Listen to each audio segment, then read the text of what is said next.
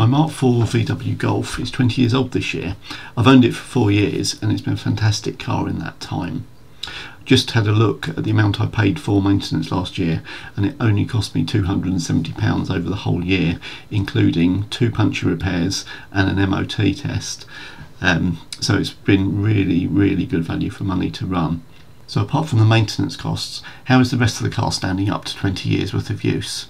Most of the interiors in the Mk4 Golfs last pretty well. The one issue you can have is on these side bolsters. As you get in and out, it's constantly being rubbed, so quite often on slightly higher mileage cars this will be completely worn away and the fabric broken. You can see here that it's starting to go on this one. The car was 20 years old, has got 107,000 miles. Again, you can see the foam is starting to break up here, but again, for a 20-year-old car, it's not in bad condition. The ones that are particularly bad are the ones that have red and blue colour interiors, which can look very shabby quite early on. For some reason the grey and black doesn't suffer from the same problem.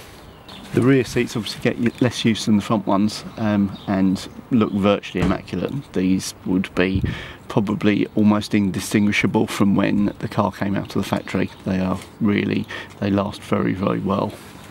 Some of the handles and switches, the material can be a bit soft and end up wearing out.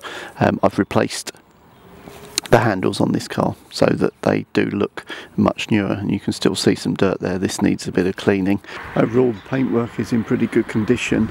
The car is not suffering from any significant rust.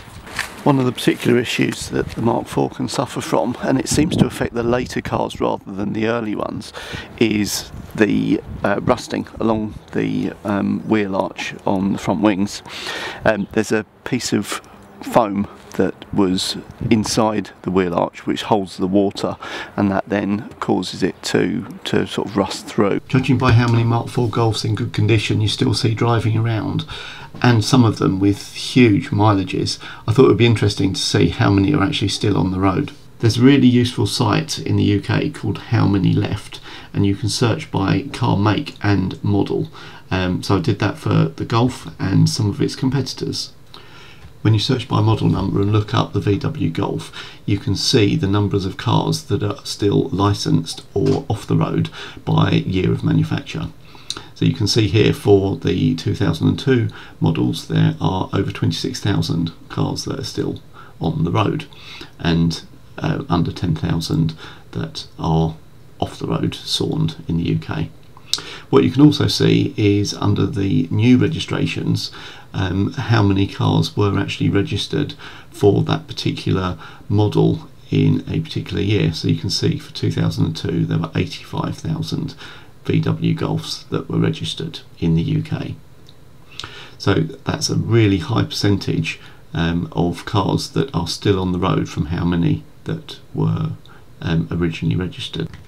So if we do the same thing for the Ford Focus, which was another popular car at the time, you can see that for 2002 models there are only 24,000 cars that are still on the road and 10,000 that are SORNed or off the road. If we have a look at the new registrations for that year, it makes even more of a big difference, because there are 152,000 Ford Focuses registered, whereas we only had 80 odd thousand VW Golfs, so twice as many Focuses registered, but actually less of them on the road. So the percentage actually on the road for the Focus is about half the number for the Golf. So for the Golf, we've got over 1 in 3 cars that were registered 20 years ago are still on the road, which is quite incredible for a family car that is 20 years old. It's really lasting very well.